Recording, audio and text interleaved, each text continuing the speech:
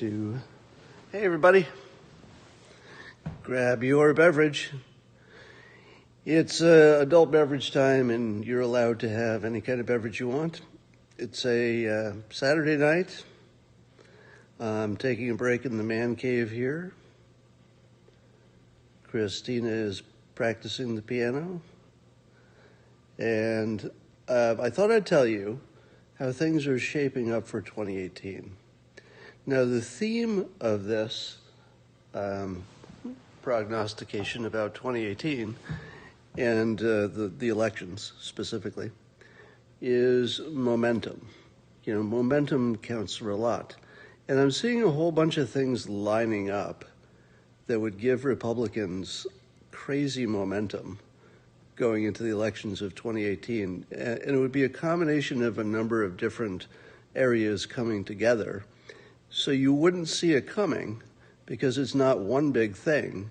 It's a whole bunch of little things that are starting to line up.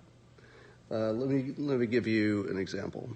Now, obviously, the tax plan worked out, and then people are, as Newt Gingrich has been pointing out a lot, people will notice that their paychecks get bigger. They'll see the economy is getting better, et cetera. And those things you already knew about. But I'm gonna go over a few things that perhaps you haven't yet considered, but they're a little bit obvious once you think about them. One is that the 1 year point is coming up. So I think January 20 is 1 year of Trump.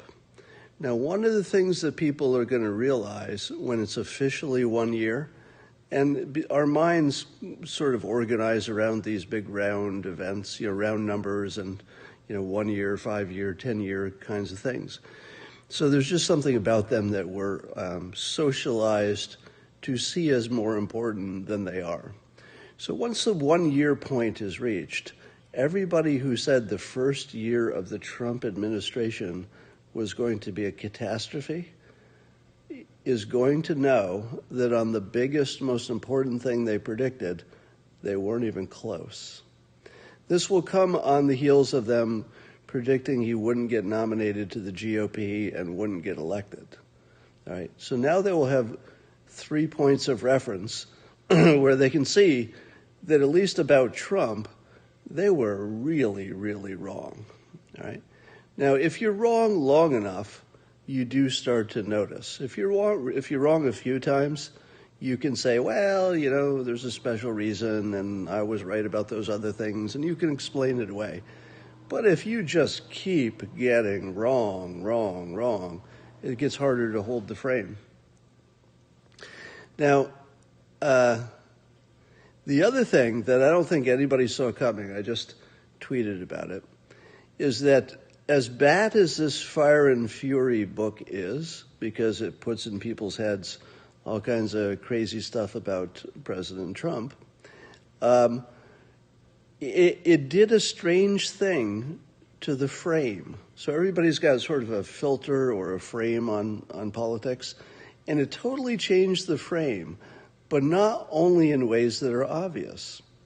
One of the ways that I believe it is changing the frame is that even the people who are inside the Trump hysteria bubble believe that this book is a hysterical bubble within their bubble. So in other words, the people within the hysteria have seen that they've been wrong for a year, and now for the first time, they get to look from the outside of a bubble at what a real bubble, and a clearly hallucination or lies look like. Because even to the anchors on CNN, even to the pundits who have been anti-Trump to the core, even they are saying, yeah, we think some parts of this book might be right and, in some directional way, but man, this is way over the line. So even the people who would be on that side see the book the way that other people have been seeing them. In other words, they get to see themselves almost like a mirror in this Michael Wolff book, and they're having a bad reaction to the reflection. And I don't think anybody's necessarily going to process it that way, but I think the way our brains are organized, there's going to be a reflective quality to the Michael Wolff thing that even people who are serious anti-Trumpers are going to say, oh my God, did I look like Michael Wolff for the past 2 years? And you know what the answer is? Yes. Yeah. Let me turn off the TV. Yeah, for the people who say that the Michael Wolff book is over the line,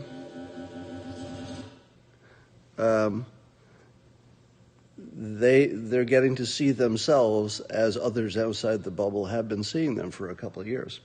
So that's going to be a change in perspective.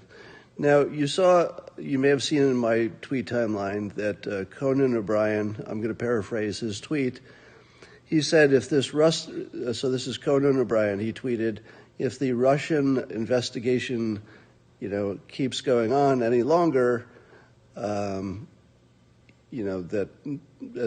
forget how he cleverly worded it, but he said that Trump would just get reelected. So essentially, it looks like he's climbed out of the bubble a little bit and can see that Trump actually has done things that would get him elected. And the worst charges against him, the Russian stuff, was just made up, right? So now the anti-Trumpers have seen, I think, that the Russia stuff is largely made up and always had been. And they're seeing the Michael Wolff book reflect the worst of themselves. So this is sort of new. Now let's talk about a few things that are upcoming. Let's talk about healthcare. We're going to go to the whiteboard. Let's go to the whiteboard. So I'm going to show you 2 plans, and this is at a conceptual level for healthcare. All right. So I realize. Well, let me do this. I'm going to do. I've got to keep the microphone on the same side I'm at. So if you were to look at a Republican healthcare stack, and here a stack is just components is all I mean, of what a Republican plan might look like in terms of emphasis, you'd see they'd probably focus on things like deregulation and already are. They should, but they're not yet, focusing on sort of business solutions to costs, through startups and innovations, competition, and if they're smart again, they would focus on small trials, maybe in states or towns or whatever, to just test stuff before rolling it out. So this is what a Republican healthcare stack could look like if they choose to present it this way. Now let's look at the Democrats' plan, taxes. Now, if you're looking at this, you're saying to yourself, you are totally biasing this by making the Republican thing look smart and making the Democrats look bad, when obviously the Democrats would also like, some number of the things on this list as well. So you're being biased. But remember, I'm not talking about reality here. I'm talking about how both sides could sell their plans. This is what Republicans could do, and it looks pretty good. Even if none of this works, none of it's a good idea, you should have done something else, and there have to be taxes on top of this, even if there's just tons of problems with it, it looks really good on paper, doesn't it?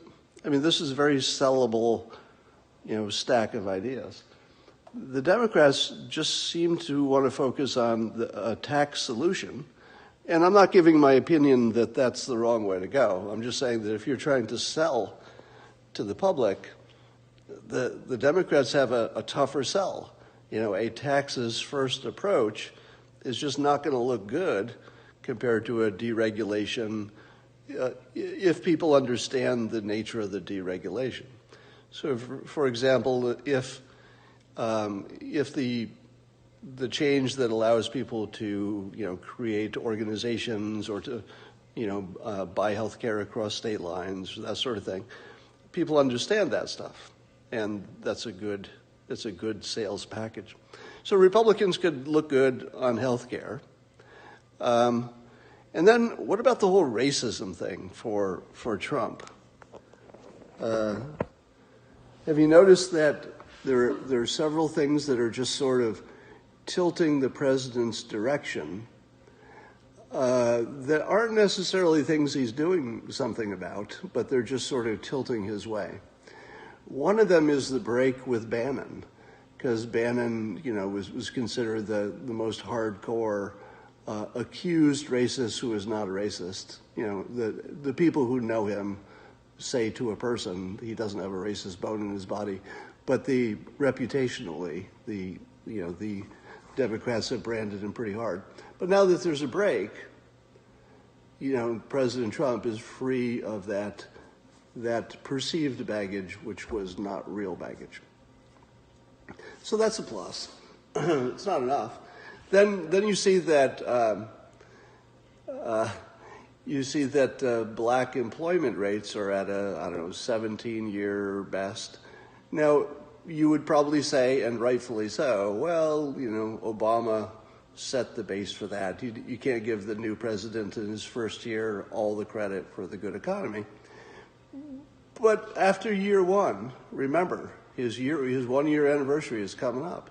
After year one, it's sort of the new president's economy, at least in our minds, because we discount that first year just because we think a year is an important unit of time. And we say, it's been a year, it's his economy now. So in our minds, we'll imagine that the president really is doing a lot to help black employment rates. Now, I think that's real, by the way. I think the president's impact on the psychology and business consumer confidence is a real thing, and it really does move things in the right direction. Then you've got DACA. We don't know how that's going to go yet, but the president has said he wants to work something out. So when you move from a situation, and let's say he gets some funding for the wall, just as for our example here. We don't know that will happen.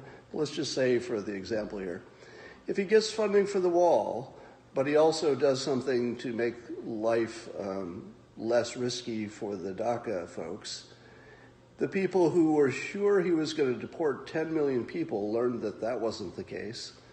And now they're learning that with this, the DACA group, that some accommodation could be worked out to everyone's satisfaction. And it's just going to start to feel a lot less racist than it felt a year ago. And all of these things are things that are just sort of going to happen, right? The president doesn't have to do much differently than he was going to do, and these things are just going to start falling in line. And you've also noticed that the main attack from the enemy has sort of shifted from the Hitler racist stuff that just didn't work. They've shifted it to the 25th Amendment, he's mentally incompetent stuff. So because the focus is off of that topic, he's just going to sort of float up because a lot of things are just drifting his way. Not nearly enough, but, it won't be as bad as it was. It will be less bad for sure. Then what else is there? Let's take a few more topics. Take the laws over weed. There's a real good chance that President Trump is going to sign a bill getting the federal government out of the weed enforcement business. Just imagine that, all right? Now, I think that a Democratic president would sign it too, but we don't have one of those. We have a Republican president, and I think if somebody puts let's say Rohrabacher's bill, if somebody brings that up and it goes through the committees and does all this stuff and gets itself to the president's desk, I think he'd sign it. It would be consistent with statements he's made in the past. Now imagine the popularity that gives you. If you're the one who made it safer, to at least be in the weed business. And a lot of people are going to interpret anything that's removes the risk, the legal risk from weed, they're going to interpret that as good for the black community because there's a disproportionate amount of arrests in that world. So there are all these things that are just sort of trending in his direction. And I would hate to be the Democrats going into 2018 with nothing. They have nothing. Now take infrastructure. There's a good chance there'll be an infrastructure bill, and people keep talking about that being one of the bipartisan things that could happen. So the best case scenario is that they both get what they want. So both the Democrats will get, some of their pet projects, and the Republicans will, and they'll have some bipartisan thing. But here's the thing. The party that's in power and has the majority is sort of going to get most of the credit for anything good that happens, because they would certainly have to sign on to any bill that got through. So even the bipartisan bill is going to skew toward the party in power. So, and Democrats, I don't know if they can avoid signing something if it's reasonable in that category. Now look at what's happening in North Korea. I think the president said today that he would be willing to take a phone call from Kim Jong-un. So we don't know. It's going to be a long year in terms of North Korea. So between now and Election Day 2018, there could be 100 twists and turns in that story. But to my non-expert eyes, what I see is North Korea getting all kinds of flexible, and a lot of it probably had to do with nabbing those tankers, which South Korea grabbed the tankers that the satellite photos said were smuggling. I've got a feeling that that was a ballsy play that was backed up by the president that probably nobody saw coming because it hadn't happened before. He just took it a little bit further. True to his brand, which also extends his brand, because now people say, oh my God, he's actually going to do the things he says he's going to do.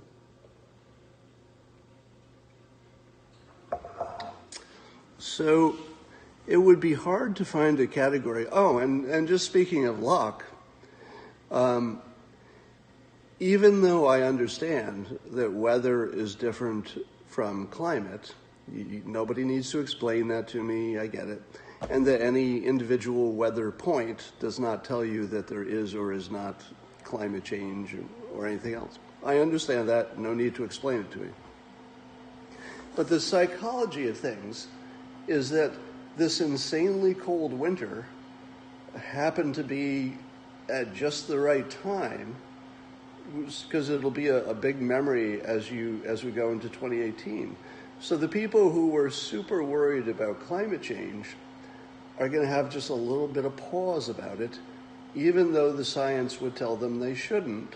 And indeed, the climate scientists are saying that this unusual cold might be caused by global warming.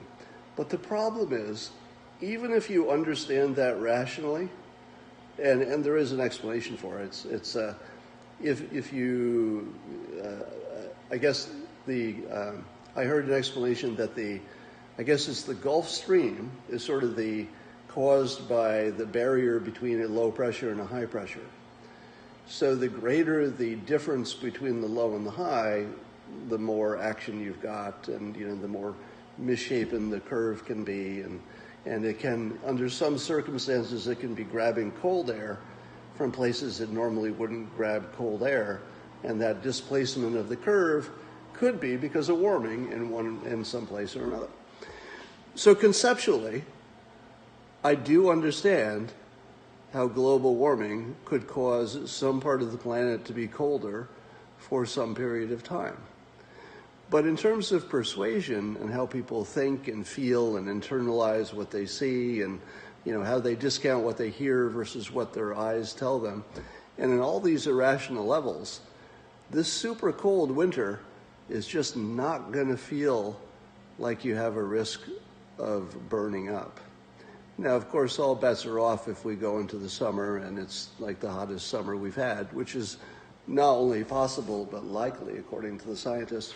But at the moment, everything is going the president's way, in either big ways, like the tax plan getting passed, or small ways where all the little bits of evidence are just sort of nudging in the same direction. Now, I've been telling you that my prediction is that we're entering a golden age. And by golden age, I mean that just about everything starts to look good. Everything from economics to defeating ISIS to, just everything. And I think that we're starting to see a little bit of movement in that direction.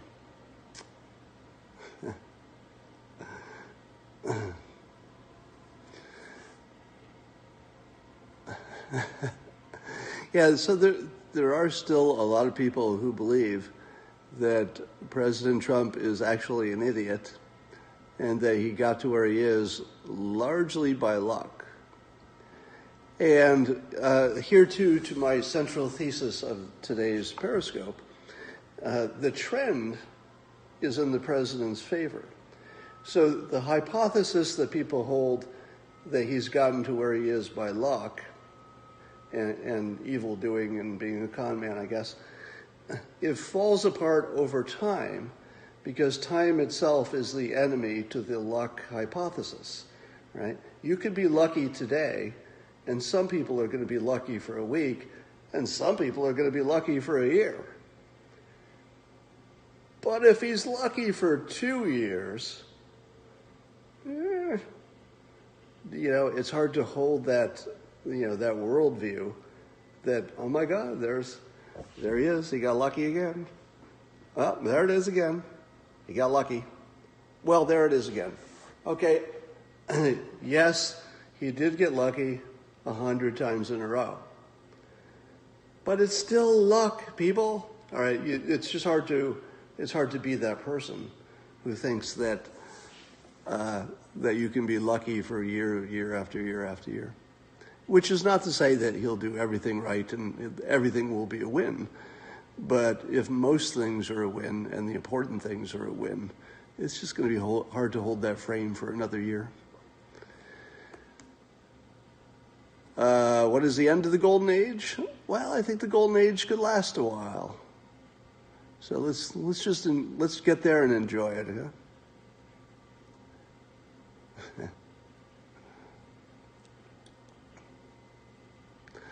All right. My jacket is too bigly. Yes, indeed. So I got this jacket probably 5 years ago, and it was way too big.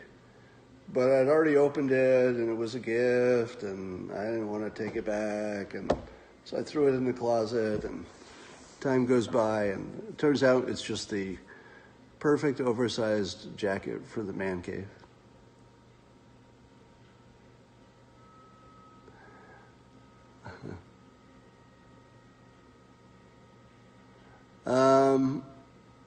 All right. I think we've said it all. I was just reading your comments here. 1,000 people on a Saturday night. How do I reconcile my affirmations with systems versus goals? I'll give you the quick answer. I prefer affirmations that are generic direction, like I will find love or I will become wealthy, without the specifics. Because even if you have a system, you usually have a directional idea. So that's the quick answer. That's it for now.